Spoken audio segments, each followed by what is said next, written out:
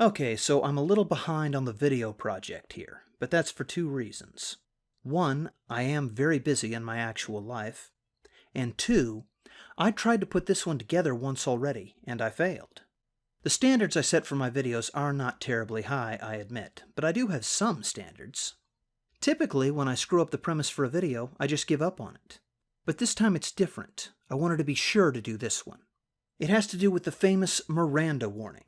You have the right to remain silent, and so on. Debate over the Miranda Warning started up very briefly on account of some arrests in Portland, and then that concern flickered out very fast. But the police were caught on video arresting people without reading them their rights. So those sympathetic to the protesters thought they had a good argument against those arrests. And they were wrong, because the police do not have to read you your rights at the time of your arrest.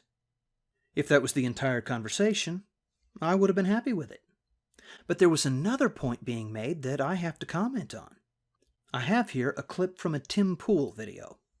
I have to say this because this is one of the most annoying things I keep hearing, and it never goes away. The police do not have to read you your rights when you are being arrested. That is a movie trope. Stop getting your news from movies. It's not how the real world works. I can't tell you how many times I've seen stories like this with the feds in Portland or the activists, and they're like, bro, the cops are arresting people and they're not reading their rights because they don't have to.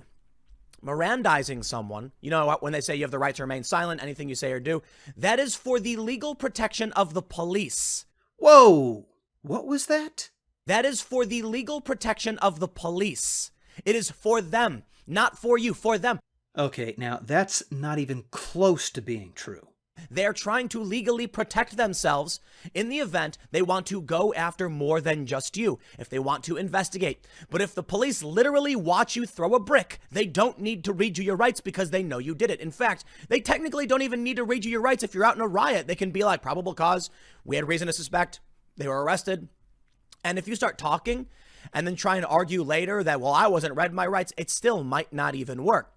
The whole point of Mirandizing is, well, I don't want to say the whole point, but the gist of it generally is that they want to make sure that their arrest and conviction of you is clean and that you will have no arguments against them. So please stop pretending like unmarked vehicles is a new thing. Stop pretending like cops wearing regular clothes is a new thing, and stop demanding they read you your rights when that's their legal protection and they have no obligation to protect themselves from you unless they choose to.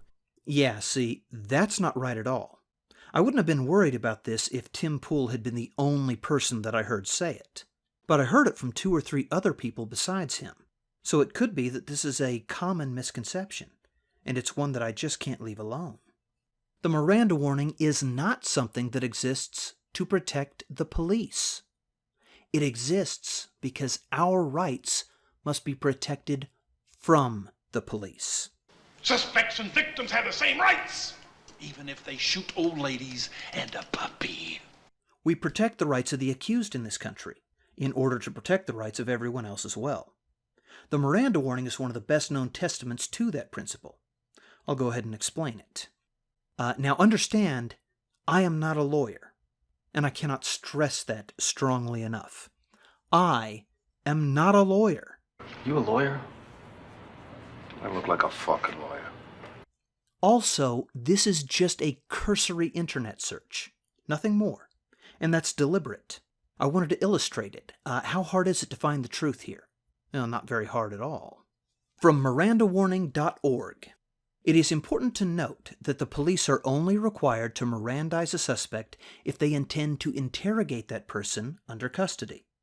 Arrests can occur without the Miranda Warning being given. If the police later decide to interrogate the suspect, the warning must be given at that time. Their vigilance to this rule means less chance of a case being overturned in court due to poor procedure on their part. The person arrested must still answer questions about their name, age, address, etc. They can be searched in order to protect the police officer. Also, a confession given before a suspect has been read the Miranda Warning may find that confession entered as evidence in court. From findlaw.com. When police officers question a suspect in custody without first giving the Miranda Warning, any statement or confession made is presumed to be involuntary and can't be used against the suspect in any criminal case. Any evidence discovered as a result of that statement or confession will likely also be thrown out of the case. For example, suppose Dan is arrested and, without being read his Miranda rights, is questioned by police officers about a bank robbery. Unaware that he has the right to remain silent, Dan confesses to committing the robbery and tells the police that the money is buried in the backyard. Acting on this information, the police dig up the money. When Dan's attorney challenges the confession in court, the judge will likely find it unlawful. This means that not only will the confession be thrown out of the case against Dan, but so will the money itself because it was discovered solely as a result of the unlawful confession. From alllaw.com. Why do we have Miranda rights? The rights included in the Miranda warnings come from the Fifth and Sixth Amendments to the Constitution. The Fifth Amendment contains the right against self-incrimination, and the Sixth Amendment contains the right to counsel. Miranda applies only to custodial interrogations, which means the police don't have to give Miranda warnings every time they question or talk to someone. Miranda rights come into play when the police arrest or detain someone. Detention here means that the person reasonably believes that he or she is not free to leave. It doesn't matter where the questioning happens, at the police station, the scene of the crime, or a busy public place. What matters is the person in custody cannot leave. From usconstitution.net. The Constitution reserves many rights for those suspected of a crime. One of the fears of the framers was that the government could act however it wished by simply saying an individual was a suspected criminal. Many of the rights in the Constitution and the Bill of Rights, such as habeas corpus, the right to remain silent, and the right to an attorney, are designed to ensure that those accused of a crime are assured of those rights.